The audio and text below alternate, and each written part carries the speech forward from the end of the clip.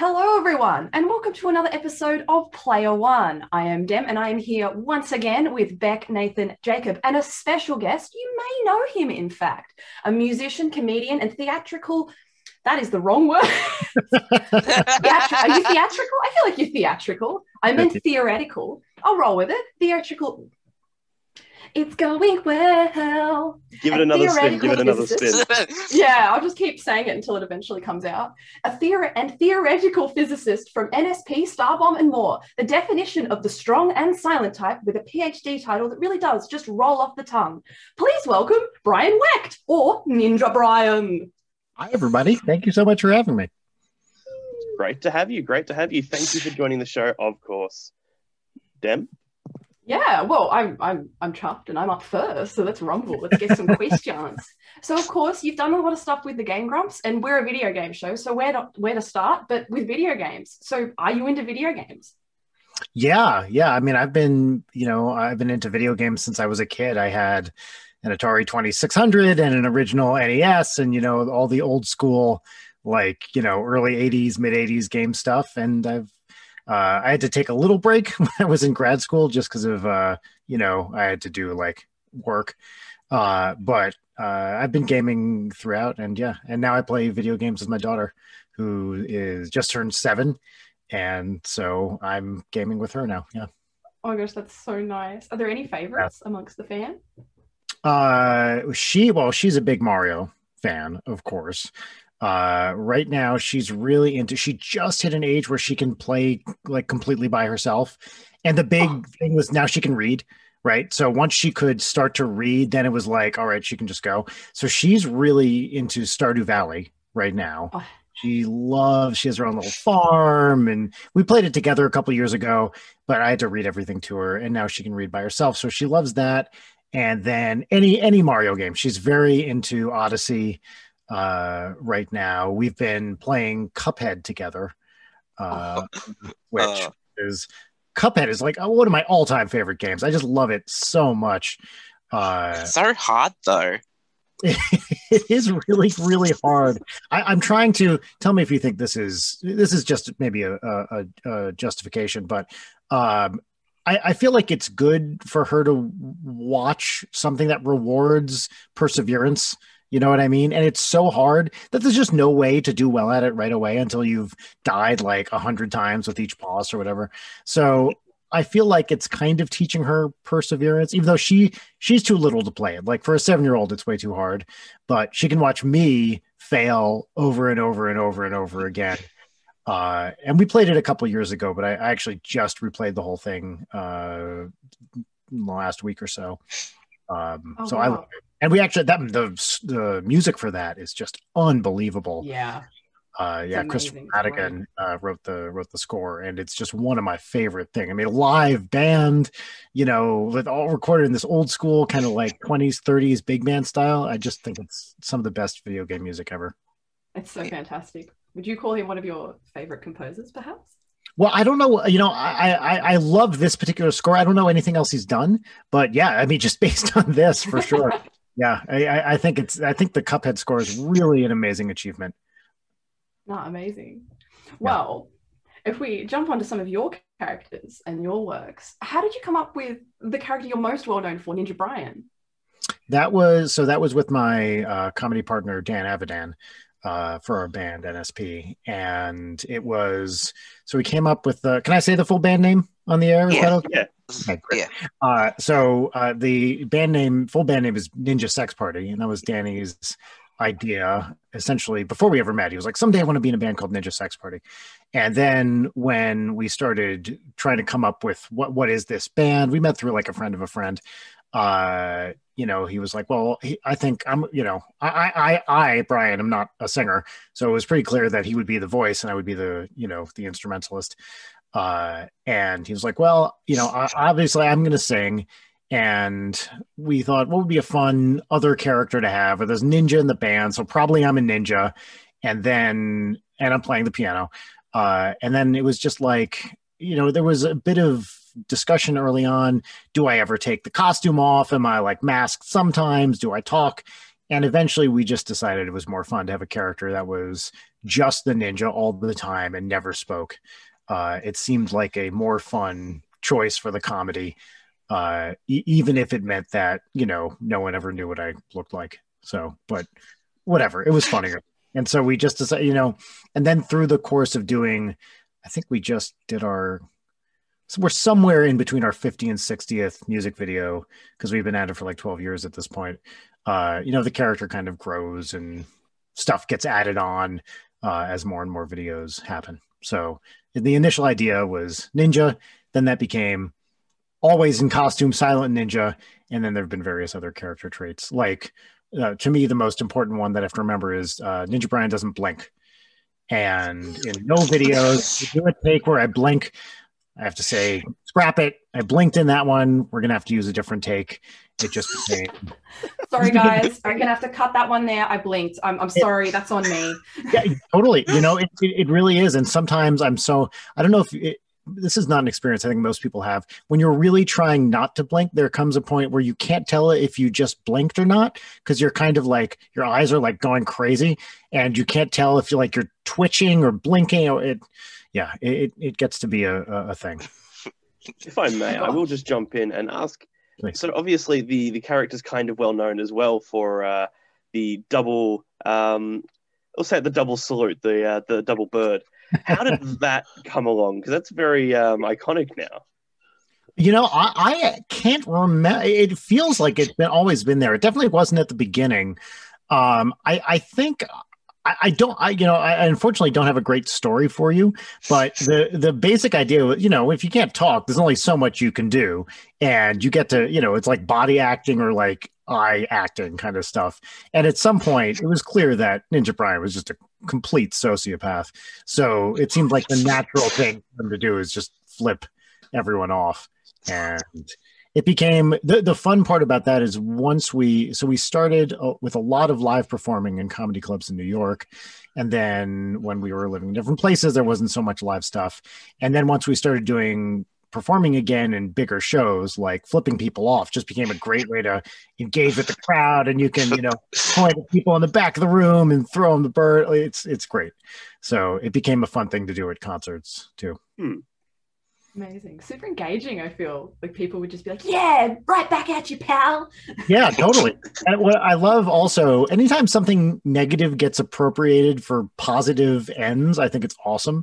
And so there's this kind of aggressive symbol, flipping someone the middle finger, which now has become this kind of bonding, like, hey, yeah, we're all flipping each other off sort of thing. And I love that recontextualization of what, could be, if you just did it to someone on the street, a fairly aggressive gesture, but in the context of NSP, it's like this nice thing. People see me on the street and flip me off.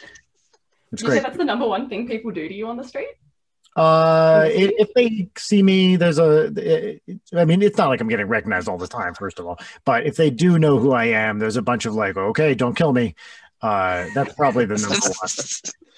And must go over really well sometimes, just in high security situations. That's right. If people don't know, usually it's not like surrounded by people who know what this is about. And they're like, why do you think this guy is going to murder you? But yeah, the other thing is if people want pictures, there's a lot of like, stare at me weirdly or flip me off or that kind of stuff. Yeah. Love that. On a completely different note, going away from all of this, we've heard on the grapevine, and we're not sure, but we've heard you have a PhD. Oh, yeah, I don't want to talk about it. Yeah. Okay. Well, as a student radio station, we have a lot of students here. Everyone here has studied or is studying, and we were just wondering if you had any experiences you'd like to share on that. So I went through, undergraduate and then grad school for 6 years where I got my PhD in physics. And experience, like, what can I say, experiences wise?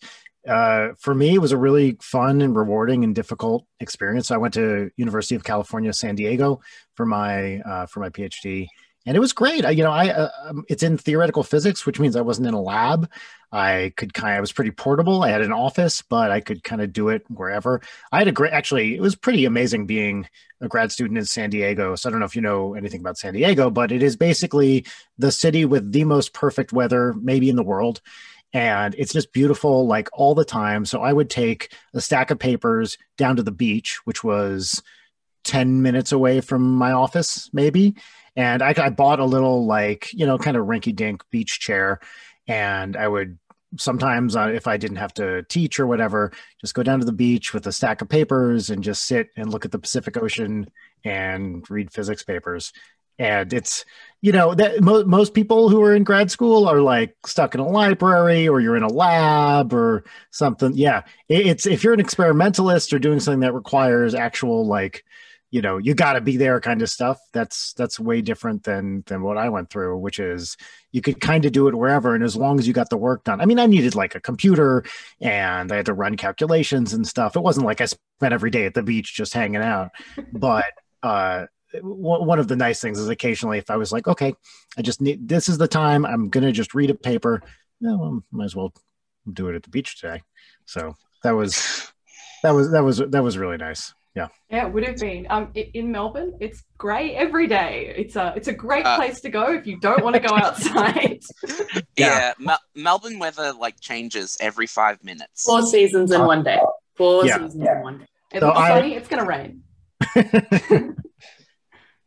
Off the back of Melbourne, though, obviously you did tour Australia. For those who can't see the video, there is a poster in the back, and Beck's got the Going Down Under t-shirt. Yeah.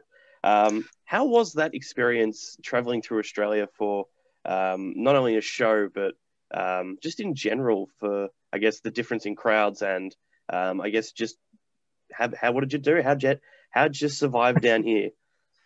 We had a great time in Australia. I'd never been before, and I've always wanted to visit. Partly because in my particular field of physics, I went a lot around the world, but would only go when there were places to do theoretical physics. And in my particular field, there wasn't ever a lot in Australia. It's not that there's none, but it's a long enough trip from where I was, US and Western Europe, that I never got to go there for science. So I was very excited to go for a tour.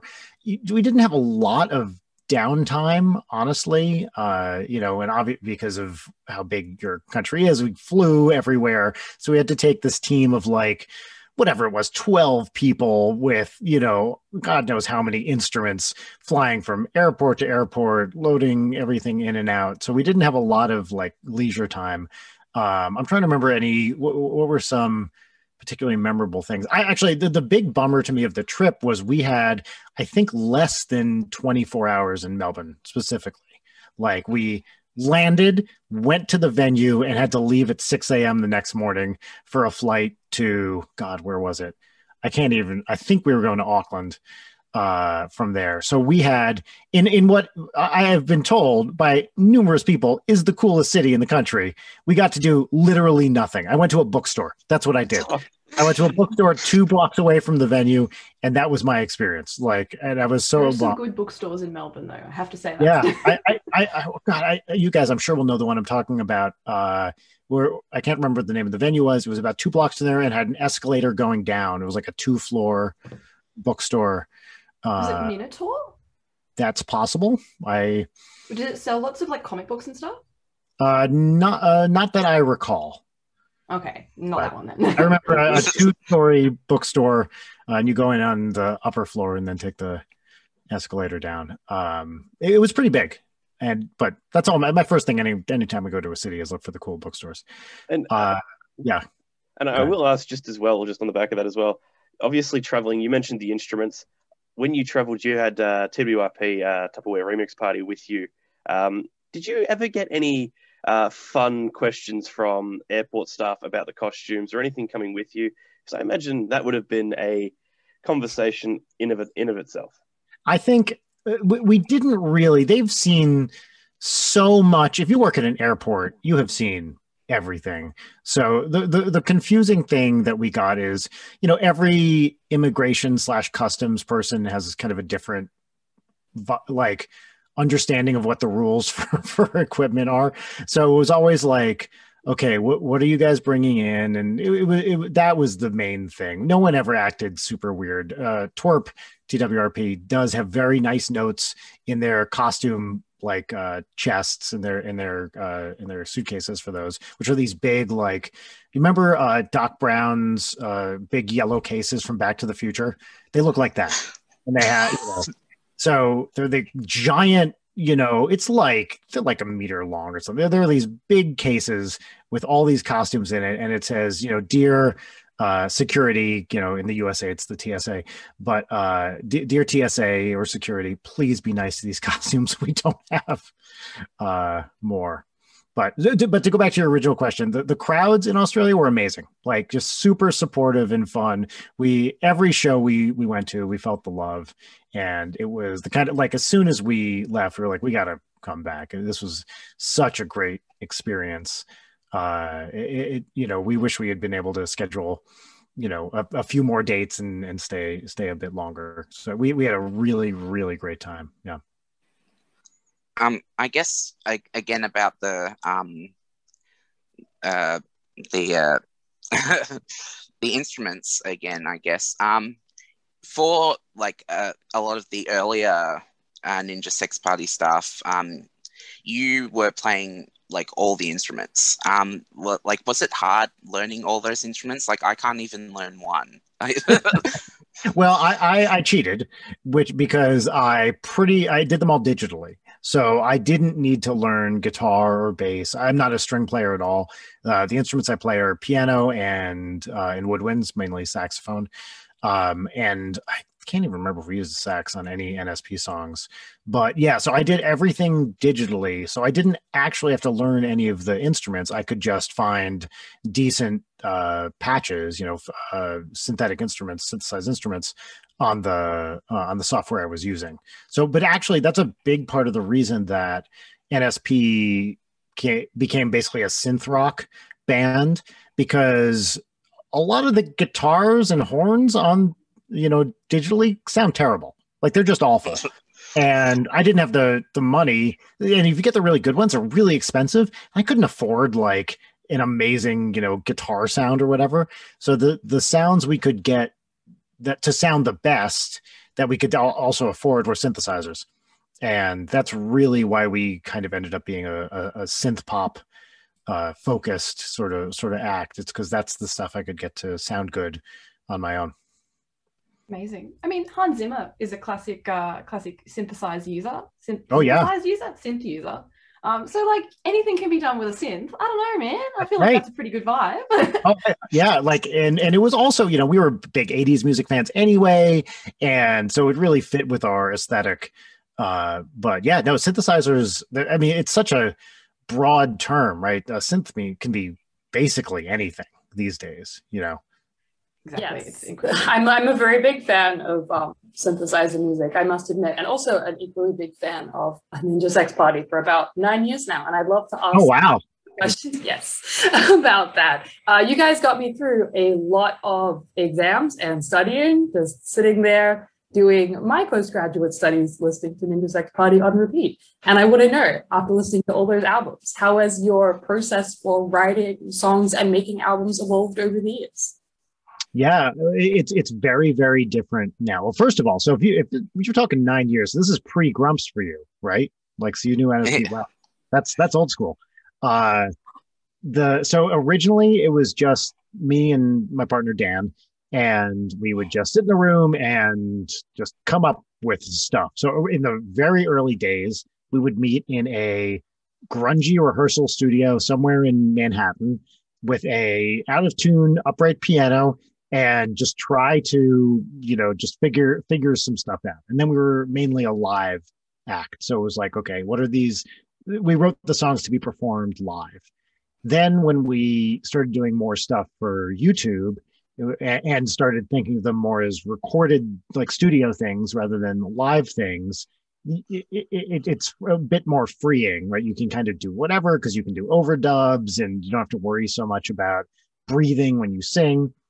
But then it was still mainly me and him. For a while, like 2 or 3 years after NSP started, I had to move away for my academic job. And then we were writing remotely for a while and just like sending tracks back and forth. So for 3 years, I lived in London when Dan was in LA. And so we were about 8-9 hours apart in terms of time zones. And so I would write tracks and then send them to him. And I would get his notes just as my day was starting and vice versa. And of course, we had jobs and stuff. It wasn't like we spent all day writing, but there was a lot of emailing back and forth. And now, when I moved to LA, we almost immediately got a producer who also became a co-writer. His name is Jim Roach, and he's a very experienced musician and comedy musician. And now the songwriting process is the three of us. And generally speaking, it's music first, lyrics second. So Jim and I will come up with some kind of riff or whatever, just some kind of musical idea, and say to Danny, hey, what do you think about this? You feeling this? Blah, blah, blah. Sometimes we'll have a title in mind. Sometimes we won't. We have a list of like 1,000 terrible song titles that we've accumulated over the years. And we'll often just put them up, on a screen and be like, oh, that one, it always sounded good, but let's try to aim for that today. Yeah. Sorry, Nathan, go ahead. Yeah. Sorry. I think one of the Starbomb songs you wrote was actually basically a thing where you go through all the like discarded song ideas and pick one. Right. Yeah, the last Starbomb song we wrote, in fact, literally the last one, and what will probably be like the last ever Starbomb song, because we don't have any real plans to make another album with that. We just went through a Google Doc full of terrible ideas that we weren't funny enough to turn into full songs, and just said, you know what, this is a great idea for a song, so let's burn these and put them in service for making a better song than any of them would be individually. Yeah. I just have a question before I get to the more serious questions. The song Road Trip, personal theory. I've always wondered if that song was kind of written around the line "I Bangladesh," because it kind of really said. Please answer this one for me. It was not. That was when we were. So I wrote that line. That's one of mine. And it was one of the, like, we were just trying to come up with funny ways of saying we had sex in different countries. And we came up, we have an email of probably like 30 of these, and half of them didn't even make it into the song. But no, the idea was really, what if we went on a road trip where, Danny had sex in a bunch of different countries around the world. That was the genesis for the song. And then it was like, okay, can we turn these into jokes? Yes, we can. And then I Bangladesh was one of my. I have an email with a bunch of them, and that was still my favorite. Yeah, that is a very good line. Thank you for giving that. It's rare with these things. Often we don't remember who wrote what. It's very hard. Like, a lot of times you're just in the room and ideas are bouncing back and forth. But in this particular case, yeah, I can remember coming up with it. So, in terms of Ninja Sex Party, I know that covers sort of came into the picture in a big way for you guys. What role do you think covers played in your career as a band? It was a pretty big one. The covers have done a few things for us. One is they gave us a way initially. So our covers were, let's see, we did The Last Unicorn first, which Danny wanted to do, not only because he likes the film, but also because it was kind of a benefit to raise awareness of something going on with the movie. And we did that, and then we had contacted TWRP, who is now our backing band and session musicians, and the covers allowed us to have a kind of low stakes way of trying to work with them and just seeing like, hey, do we vibe with these guys? Like, what happens if we just like try something and see how it goes? And so it gave us basically an in with those guys where we didn't have to worry about writing music with them or anything like that. Just like, hey, let's do Take on Me and see how it goes. And the other thing it did is it basically allowed us to have more time between original albums, because the original albums, despite, it's kind of a deceptive thing because the albums are not that long. They're like half an hour. but they take a really long time to write and record and everything. It's hard to write comedy songs, at least ones that we're happy with, you know. So the cover albums, putting a cover album kind of in between original albums, gives us more time to write the songs. And part of that is taking time away so you can kind of clear your head and get rid of all the cobwebs and say, okay, I'm not going to think about, you know, comedy songs for whatever, 6 months. We're just going to take a little break and concentrate on the covers right now. And then we'll come back fresh with lots of new ideas when we really sit down to start writing it. So they've been really, really important for us. And it's also another way of having stuff to put out there, which is, you know, what every YouTuber lives and dies by. So the fact that we can do the comedy songs in addition to the cover songs, it's like we can kind of diversify and say, okay, well, we're not doing a comedy video right now, but we can do a cover video. So it gave us more opportunity to just have stuff to put out. Yeah, well, I mean, I've definitely, as I mentioned before, I've listened to Ninja Sex Party for a long time, and I've really watched you guys sort of climb quite significantly into sort of this amazing level of popularity you guys have now. You were on Conan OBrien. How was that? Was that surreal for you? Yeah, it was weird. I'm a huge Conan fan. I love him so much. I have for many, many years. I've been watching him since college. And to get that offer to play that show and to be there with Conan and Andy, and like it was wild. Yeah, and the people on that show, including Conan and Andy, could not have been kinder or more supportive. They were just like, you know, they were so great to work with. While we were playing the set, we were looking out, and Conan was like dancing behind the cameras in a way that like the at-home audience couldn't see, but we could see. We were like, oh, he's into it. He loves it. This is so great. And yeah, it was an amazing experience. And it was I think the most nervous I've been ever doing a Ninja Sex Party thing, because it's, you know, that's like international television, right? Like it's not just, you know, and it's not really edited or anything like that. You do it, that's it. And it's not like making a music video where you can go back and forth and say, okay, let's not use that take, blah, blah, blah. It's like, let's play it. And then it's just there. So it's not live, but it's one step removed from live. And it was very scary. I remember like being about to start, and this never happens to me. Even when we're performing for, you know, thousands of people live, I don't really get nervous, but I remember looking down and my hands were shaking, and I was like, this is scary, you know. But it wasn't because of anything people at the show were doing. It was just like, whoa, this feels like a big opportunity, which I think it was. It was amazing. I remember seeing it and being like, wow, these guys have like made it. Like made it. Like this is, they are up there now. Like this is amazing. I think that was the first time I heard Danny, Don't You Know? And I was like, this song is sick. Oh, thanks. I thought it was one of my favorites, I think. We were curious about that, because if someone was not familiar with the band, it's kind of a weird in, I guess. So we were like, I mean, you know, the way it works is they say, we want you to come on the show and play this song. And we were like, yes, we will come on your show and play that song. But we were always curious if for someone who didn't know the band, this is the first thing they heard, they'd be like, who's Danny and why should I care? Like, what? Yeah, you know. But that's great to hear, because it's that was one of our concerns. Yeah, I definitely think you get away with it, because like it's like, you know, like the Michael Jackson song that I've completely forgotten the name of, you know, like Annie, you okay? It's like, who's Annie? I mean, like, you know, it's that kind of thing. Yeah. If I may, I will just jump in and ask. You mentioned it before, and I will get to it before we get too far away from it. You mentioned TWRP and the fact you worked with them. How did meeting them come across? Because on paper, they seem like a band that would not necessarily work too close with a comedy band, but at the same time, they also do. Yeah. So we met them because both bands had the word party in our name.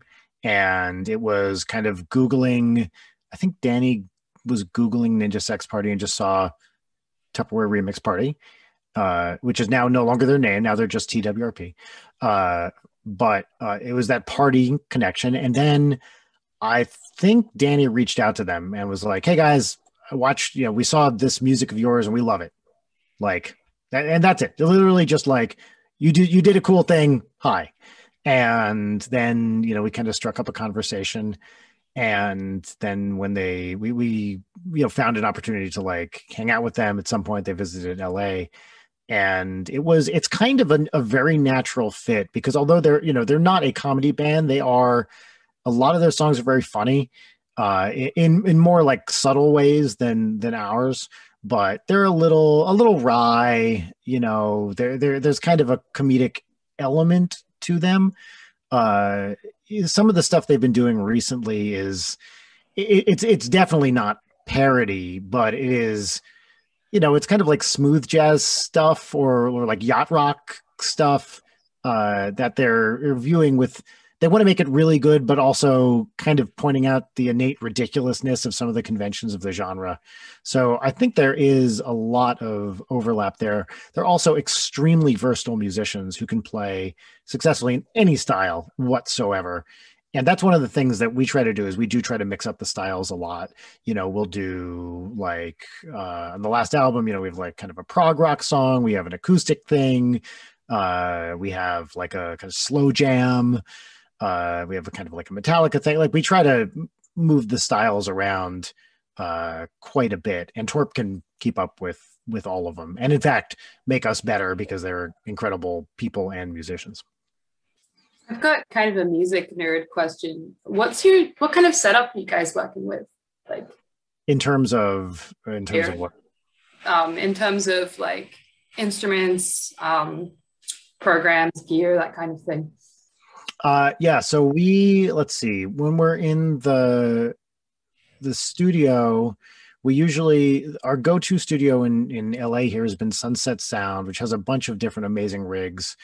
And I'm not knowledgeable enough about guitar stuff to talk about any of that intelligently, but we did record most recently in, I always forget the numbers, I think it's Studio 2 in Sunset Sound, which was where Purple Rain was recorded, and a bunch of classic Prince albums. And so Sunset Sound is, everyone's recorded there. Elton John, Led Zeppelin, Boingo did some stuff. Like, it's just incredible.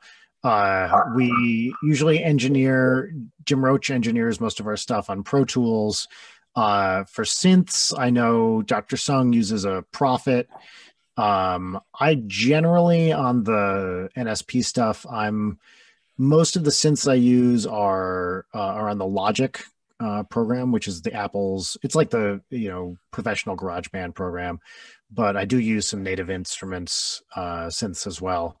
And then we're not too picky about what amazing grand piano happens to be in the studio, but it's always some like amazing Steinway or something like that. I don't know anything about the amps or pedals or stuff like that TWRP uses, but we do try to do a bunch of different stuff that I won't be able to intelligently talk about. I don't know if that answered your question. It did. That was what I was after. And I guess also sort of changing tracks again, I was kind of interested to know about like if you guys were particularly inspired by any other comedy bands or artists like Weird Al or anything like that, or Tenacious D. So for me, Weird Al will always be the big one. I grew up listening to Al, and I love what he does. I think he's an incredible musician, and just amazing across the board. I think he's still really, really funny. I've seen him live like 5 or 6 times, including as recently as a couple of years ago, and still, he's every bit as great as he was, back in the early 80s. So Weird Al was a big one. Tenacious D, huge influence for sure. When we were starting out with NSP, Flight of the Conchords was a really, really big influence on both of us. They were probably, of all the bands out there, they were the closest to like, that's the vibe we want in a live show. Like, 2 people, obviously they're both playing instruments and singing, but with us, it was one, me playing keys and Dan singing. But that was they had a, their show was on just then, the first season of their show, and they were a big inspiration for us. Another band, Steel Panther, was in terms of like, especially their production, because they're basically like heavy metal style stuff, but they nail the sound so well. I remember recording an early NSP video and being like, do you hear what this comedy band, like how great these guys sound? Like they crush this style. They were a super big one. I'm trying to think of who else, comedy wise. Those are the big ones, for sure. And then just a bunch of other, comedy musicians, little one-off things. I don't know if you guys know Dr. Demento, but it was like classic comedy musician, kind of impresario who was the nexus for a lot of comedy music. Another big one for me was Stan Freberg, who was big mainly in the 60s with a bunch of parody stuff, but also had some really great big band things. I love Stan Freberg so much. But a lot of this, not so much Tenacious D, Concords, but a lot of the other stuff all flowed through Dr. Demento and me getting Dr. Demento albums and listening to the show and stuff like that. Yeah. Well, recently, speaking of music, I guess still, The Mystic Crystal came out. Can you tell us a bit about the writing process behind that, the story behind its release? Yeah, so it's our 12, 13, I can't remember, ish minute song. And we had on our album Attitude City, we had like a 9 or 10 minute song called 6969, which was also a big, like very Rush inspired, not Russian inspired, but Rush inspired song, kind of like 2112. There's a dystopian future where sex is illegal and we travel to it and bring it back, that sort of stuff, just like 2112 is with music. And we knew we wanted to at some point write another like epic song, and we sat down to start. This is our first writing session with our producer Jim Roach for what was our next album, now The Prophecy. And it was just like, so we had the title The Mystic Crystal in the back of our minds, and we just started writing stuff. And I remember we got a little bit in and we were like, guys, I think the first song, by the way, fully intending to write like a 2-minute kind of pop or whatever. And we just started driving down this path, and it was like, guys, I think we're actually writing The Mystic Crystal right now. Like this feels like we're kind of got some Zeppelin stuff going on. This feels like we're writing the epic song that we thought would be the last thing we wrote on the album.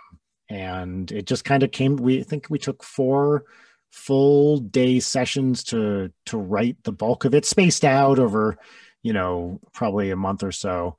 And it actually came pretty quickly, came together pretty quickly for such a long song. We definitely went down some dead ends. There was a kind of like Mexican ballad style thing with a lot of like acoustic guitar that I really loved and Jim really loved, and Danny was like, this doesn't feel like, he liked it, but he's like, this is not the right vibe for the song. For a while I was trying some other synthy stuff that didn't quite work. The synthiest part is the kind of in the probably around the 6 or 7 minute of the song. And that's something I drafted on my own and then sent to the guys. But yeah, it was a few sessions and it kind of took us all by surprise, but that's how, creating stuff works. You're like, well, I guess this is happening. Yeah. Fair enough. And speaking of creating things, we'll move on to another band you're a part of course, Starbomb. Being a video game show, we'd be remiss not to talk about it. So I will ask, how did that come along? Because it's very much Ninja Sex Party and Aaron Hansen. Yeah, so that was started. So Dan, of course, is part of Game Grumps, which is he and Aaron. But the idea for doing a song with NSP and Ego Raptor was pre Danny joining Grumps. So that was Aaron basically saying, "Hey guys, do you want to do like kind of a hip hop thing together?" And we were like, yes, of course, that sounds great. And so we wrote the Kirby song on the first album together, widely considered correctly to be the worst Starbomb song, by the way. So we wrote this song, and it was like, yeah, cool. That sounds great. And then it was so much fun that we were like, well, we should just do an album of like video game songs. I mean, why not? And then at some point during that writing process, Danny joined Game Grumps. It was like, oh, well, now he and Aaron are hanging out all the time. So the process became even easier. But it was spaced out over probably a year writing all those songs. And that was also very much a trading files back and forth. A lot of that was written while I was in London and Danny was out here in LA. Speaking of best and worst songs, do you have a favorite song that you've written? And like, is there like, do you prefer like one project over the other? Like, do you prefer Ninja Sex Party or like Starbomb, or do you like both equally? I love them both. In terms of like stylistic stuff, NSP is a little more varied, and so it's a little more fun to write for.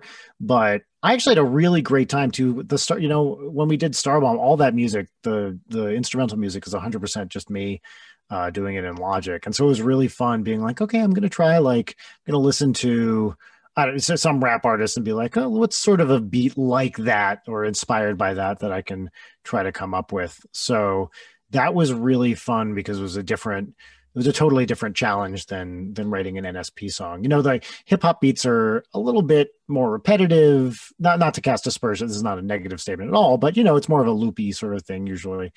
And that was really fun. But I'd say just for pure diversity of musical styles, Starbomb is a little narrower than NSP. And so NSP is a little more fun to write for. The real thing with Starbomb though, is it's just hard to write comedic video game songs. It's like after 3 albums of them, and we were all kind of like, oh, I don't think we have any more ideas. It's hard to come up with those songs and not have them feel like and to have them be good and to have them be stuff we like. There's a lot of Starbomb ideas we put out that we were like, this is it's not really working.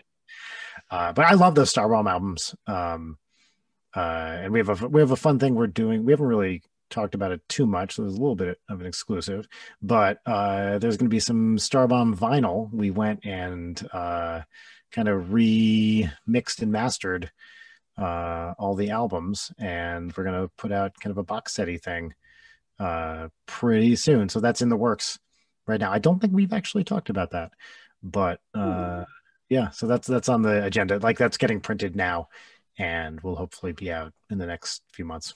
So I've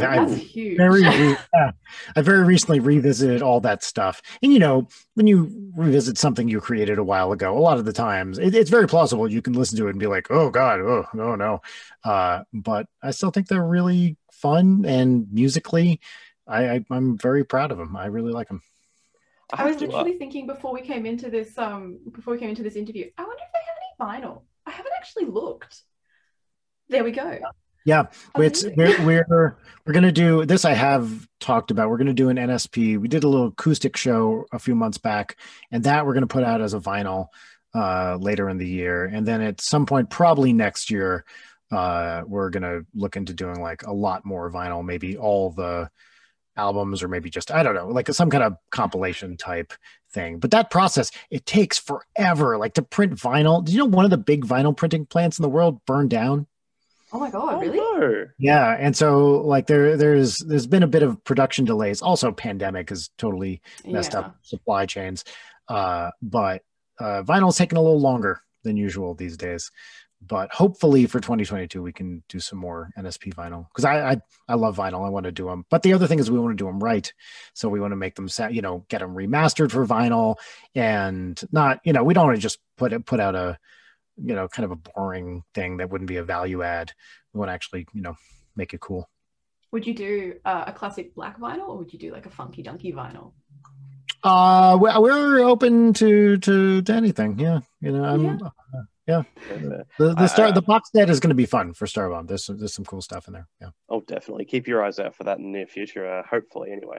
But no, we'll jump back a little bit. You did mention the pandemic, and I figure we'll mention it now rather than bring it up again and bring things down.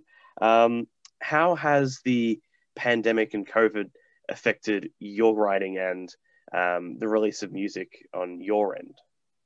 We've been lucky that we didn't get hit super hard, but we couldn't all be in the same room, and so we were able to right before. So pandemic, started in whatever February, March of 2020, and we were able to pretty early on get everyone tested and get, like, after things settled down a bit and we knew where things were. So not this initial, like, oh my God, what's going on? But that summer we were able to get everyone tested and get in a studio and record a full album. And that was the first time I had hung out with people like since the pandemic. So we got TWRP into this Purple Rain room that I was talking about and recorded the next NSP album. But, we were very just trying to be very careful and scientific about it. Everyone had to be tested, the day before and have a negative result, and being careful about everything. But we did do that, and we're able to basically record our album that's hopefully going to come out this fall, where we got TWRP to re-record old NSP songs that we wrote pre-TWRP and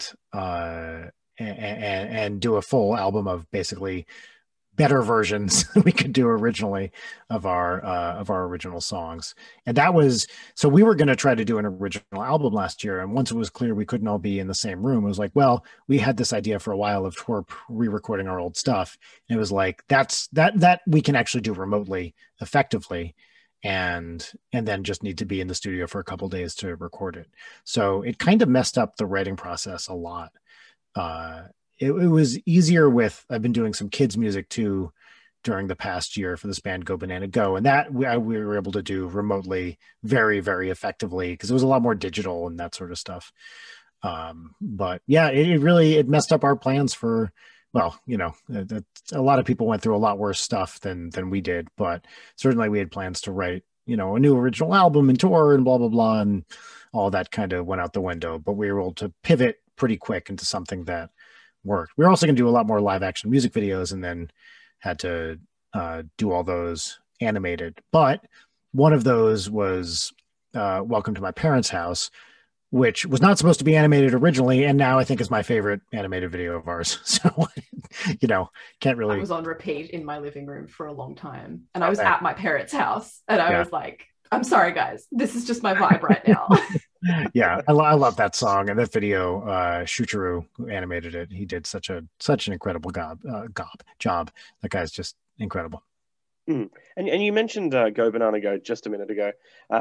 So I just want to ask, what inspired you to look into making a children's album? Having a kid, basically. So I was in the studio one day with our producer Jim, who also has young children, and it was like kind of group mind or whatever. We just kind of looked at each other. I was talking about something, and we were both like, we should do a children's album. And we'd been kind of thinking of it independently, and it was like, we'll just do it together. He has 2 kids, I have 1, but they're all roughly the same age. And it was like, well, we have little idea machines and focus groups at home and we got our kids to sing on the album.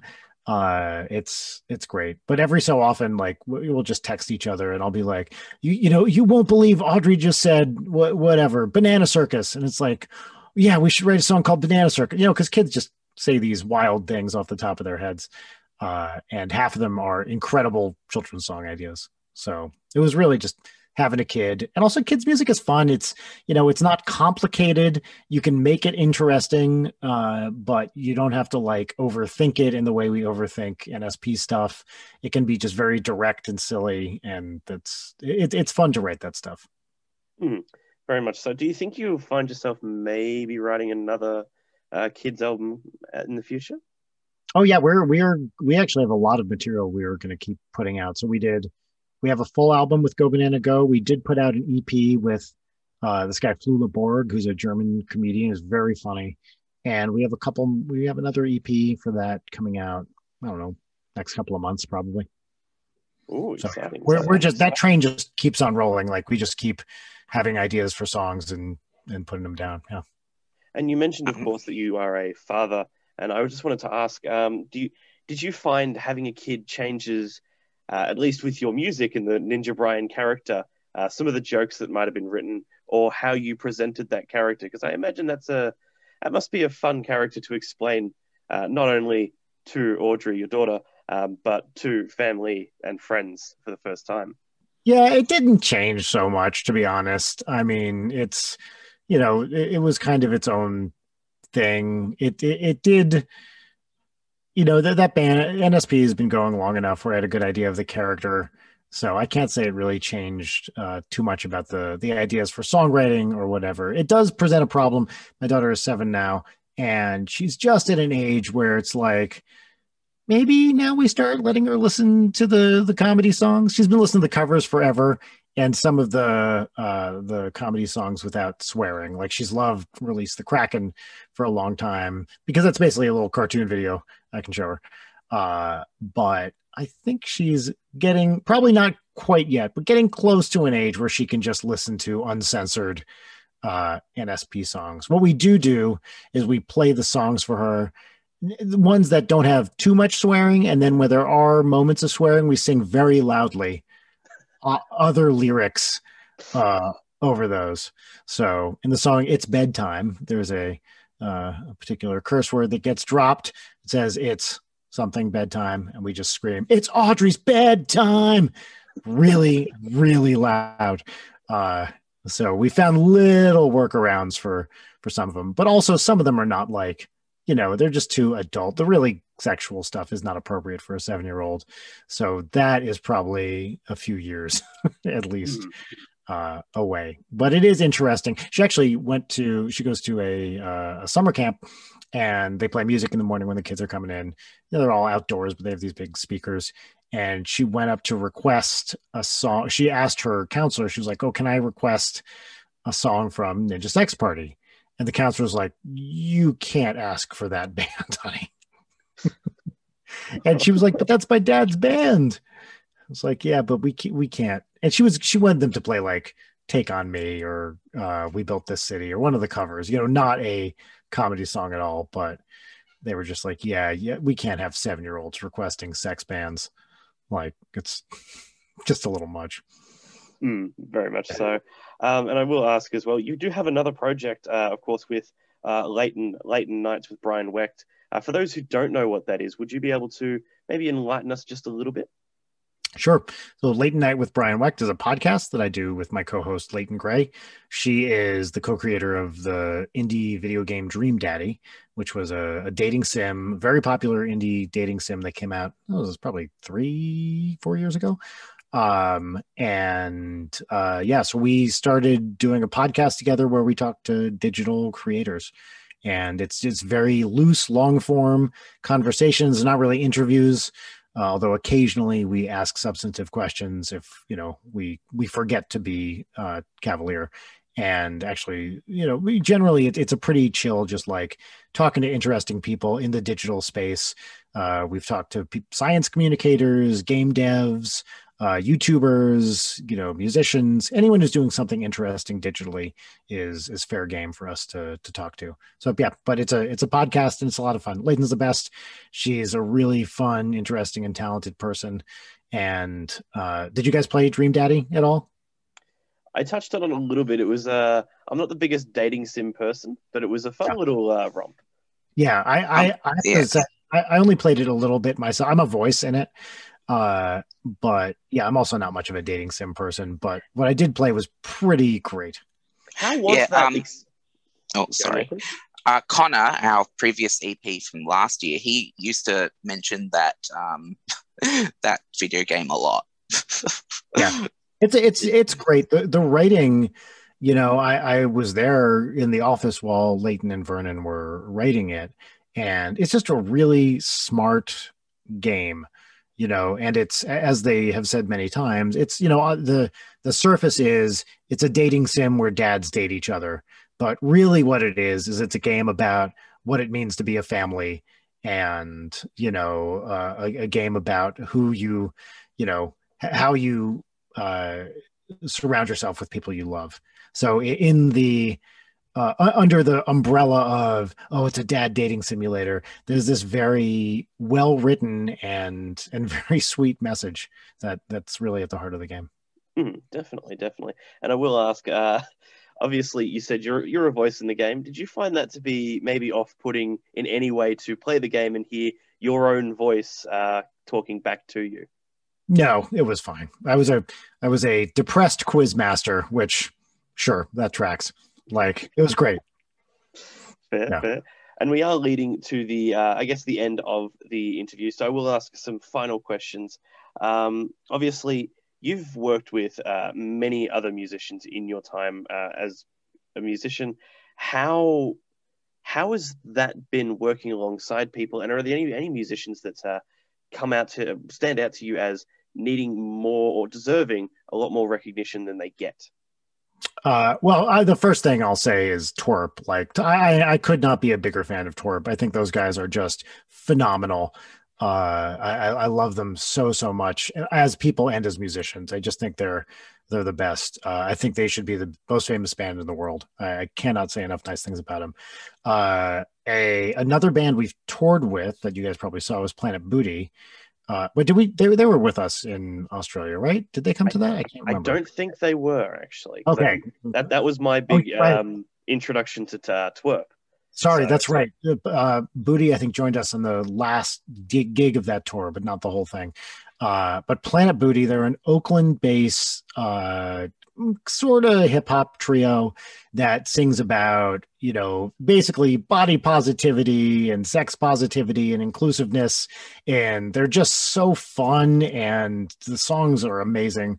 I love Planet Booty. I've told this to them, but very honestly, whenever I see them, I start crying because their songs are so positive. And I think, how lucky am I to be working with these wonderful guys who are just spreading this message of joy while, getting half naked and sweating around a stage. It's a beautiful, beautiful thing. I'm trying to think of other people we've worked with. Super Guitar Bros are incredible. Love those dudes. Really talented guitarists. I'm trying to think who else is on the list.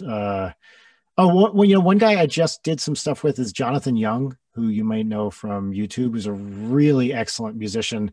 And we just kind of connected, I think, over Twitter. He'd done an NSP cover a few years back, and I just guested on a track of his. And I can't give anything away, but we have something else in the works. But I think that guy's amazing. And, he just put out a really great album under the band Galactic Kraken, which is worth checking out because it's just awesome. So Jonathan Young too. I can definitely vouch for the Jonathan Young stuff. Definitely check him out. One of my favorites. But I will ask, we're leading in, as I said, to the end. So 2 last questions. Are there any plans for a tour post-COVID?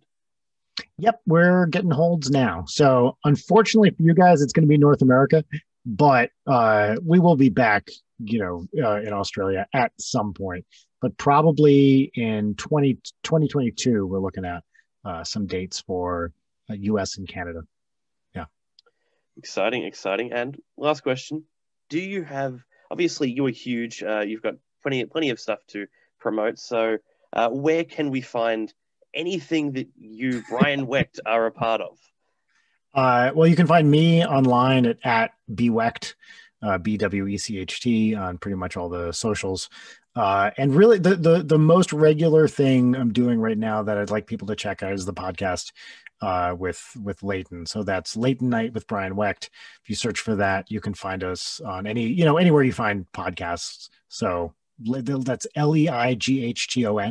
how you spell Leighton. So if you look for Leighton Night with Brian Wecht, you can find us wherever you like podcasts. Exciting. So obviously, thank you for joining us on this interview. It was a wonderful opportunity to meet you and get to talk to you. Hopefully, we see you later in the year. We might plan some stuff later on, hint, hint. But no, thank you for joining us. And yeah. Yeah, this was great, guys. Thank you all so much. I really appreciate you taking the time to talk to me.